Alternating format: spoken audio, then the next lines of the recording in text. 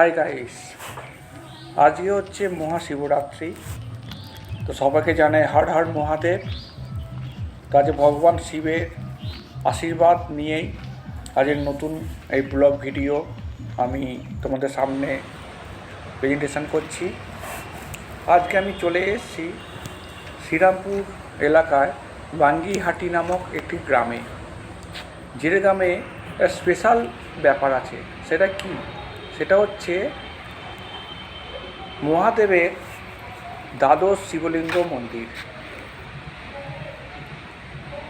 আমরা জানি পশ্চিমবঙ্গে প্রতিটা গ্রামেই কিছু না কিছু ভগবানের মন্দির থাকে, যে মন্দিরগুলো আমাদের ইতিহাসের সাক্ষী। সেরকমই এক ইতিহাসের সামনে আমরা দাঁড়িয়ে আছি। মন্দির চত্বরে মা কালীর পুজো আরাধনায় মেতে আছেন পুরোহিত মশাই। তার পাশে মন্দিরের প্রবেশ পথ, তার পাশেই আছে রাধা গোবিন্দ জিউ মূর্তি। খুব যত্ন করে গ্রামবাসীরা মন্দিরটা দেখাশোনা করেন।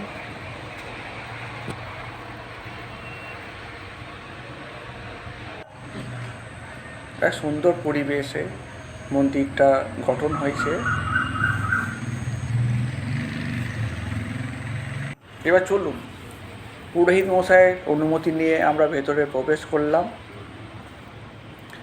মন্দিরটা এক কথায় এক অপূর্ব পরিবেশে তো তৈরি হয়েছে, এটা আগে বলেছি। এছাড়াও মন্দির যেন অনেক ইতিহাস বলছে আমাদের সামনে। একে তো 12টা শিবলিঙ্গ আছে, প্রত্যেক দিন পুজো করা হয়। পুরোহিত মশাই এবং গ্রামবাসীরা খুব সুন্দরভাবে রক্ষণাবেক্ষণ করেন। এই মন্দিরের ব্যাপারে অনেক কিছু আমি জানলাম। এক সুন্দর পরিবেশ, এখানে এলে মনটা সত্যিই অনেক হালকা হয়ে যায়। মন্দিরে দেখো কিছু কিছু ইট বালি ভেঙে পড়েছে,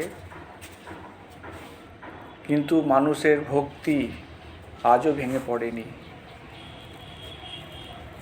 তো তোমরা অবশ্যই জানিও এই ভিডিওটা কেমন হলো, কারণ তোমাদের কমেন্টের ওপরই নির্ভর করছে কিভাবে আরও কন্টেন্ট বানাতে পারি। আর আমার চ্যানেলটা হ্যাপি উইথ রঞ্জু ধারা তোমরা সাবস্ক্রাইব করে দিও, লাইক করো এবং শেয়ার করে দিও।